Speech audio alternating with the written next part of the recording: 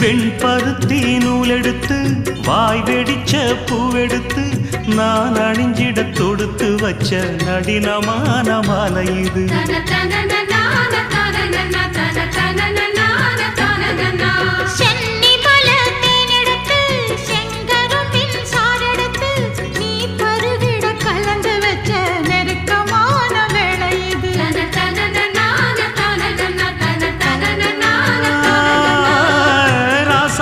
உடம்பிருக்கும் ரவிக்க துணி நானாக அன்னாடம் சூடி கொள்ள ஆசை வச்சாகாதா.